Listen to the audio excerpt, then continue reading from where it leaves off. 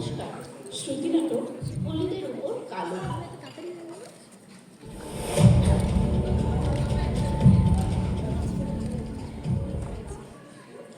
কুসুম, ঘরে আসিস? কে কে? কমলা?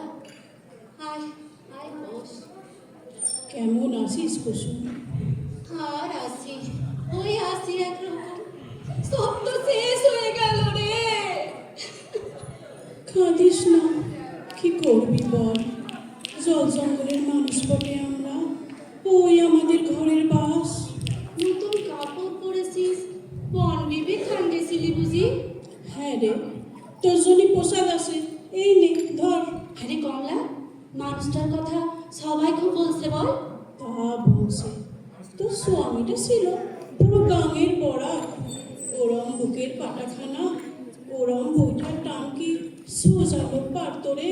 বাঘটাকেও মারতে পেরেছিল এক ঘা, জানিস কমলি, জানিস? কিন্তু যা হয় বল, দক্ষিণ রায়ের থাবা তো জমের থাবা, পারলো রে লোকটা, পারলো রে, কাদায় পড়ে গেল রে, টেনে নিয়ে চলে গেল রে বাদা বনে। বলিস না, বলিস না, তোর খাও তো এখন কাঁসা। আমারটার কথা ভাব তো একবার, সেই কবেকার কথা। সোহাগের দিনগুলোর বছর ভুললনি, স্বামীটারে নিল বাঘা।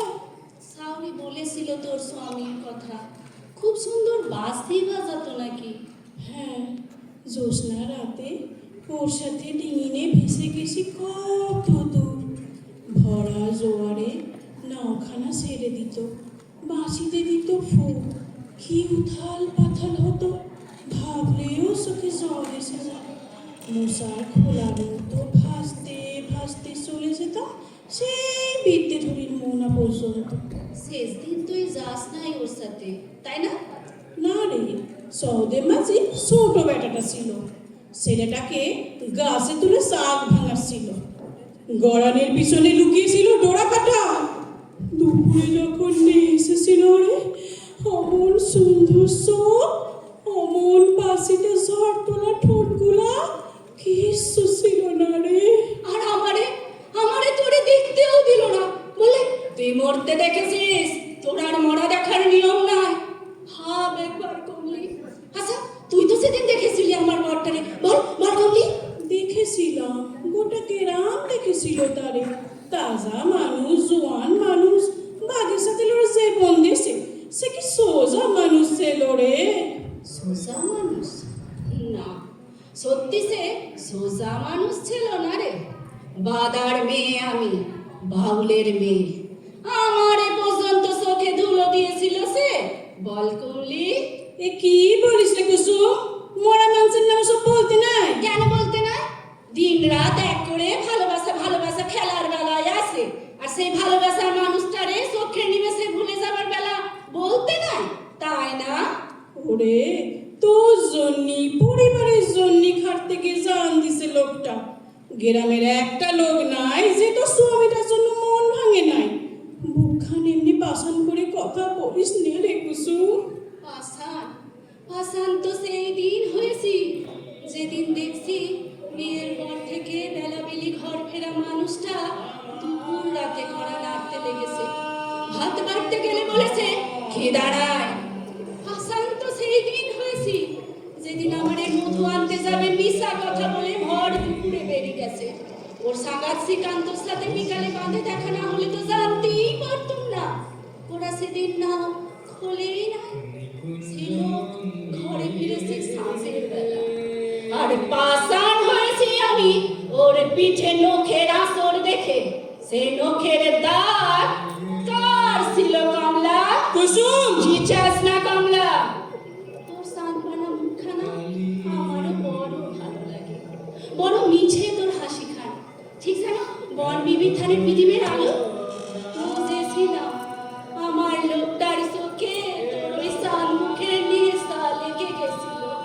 জানতিস, জানতিস তুই, জানতিস যদি ওরে আকাশ নাই কেন, কেন আকাশ নাই কুসুম? আমি তো সেই কবে থেকে অভাগী, বট্টারে বাঘে খেয়ে দিল। সাউরি বললে বাঘে না, ওর ব্যাটারে নাকি আমি খেয়েছি। সেই থেকে আমি বুকের আংরা সাই সাপ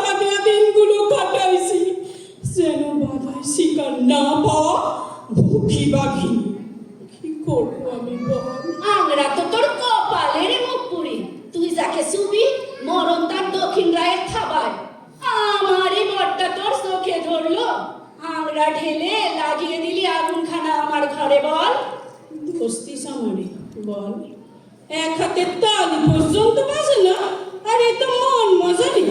তোর বড় আমারে মারাইছিল, চলেও গেল আমার সব কিছু নিয়ে। তোর সিট এখন ভরা ছিল তো, তাই ফাঁকা লাগছে বেশি। অমন শীতে নিয়ে আমি মরি? আমি বাউলের বিটি, যারে সব দিছি তার ভাগ দিছি না।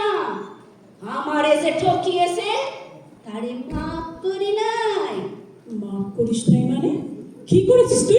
এক তো চোখে হারাতিস আমায় ছেড়ে ভরসা যে তোর ঘরে কে উঠতো মানুষটা, আরে টুকু বুঝিস না? কেমন বিরক্তি করেছিলি রে? সামলে কুসুম, কার জন্য মুখ সামলাবো? ঘরই সামলাতে পারি না। সেটা কি আমার দোষ? না, তোর দোষ কেন? যে ঠকাইছে আমারে, দোষ তো তার। সিধেই সিঁদুর পরেছিলাম তার হাতে, সে হাত যখন জানলাম অন্যরে সোহাগ করছে, তারে মাফ করে দেব কেমনে? কি লোকাস কুসুম, তুই কি লোকাস? মারি নাই, আমি তারে মারি নাই। রক্ত চড়েছিল মাথায়, ওরে সহ্য করতে পারতেছিলাম না। কিন্তু কিন্তু সে তো স্বামী ছিল আমার, নিজের হাতে তারে মারি কেমনে বল?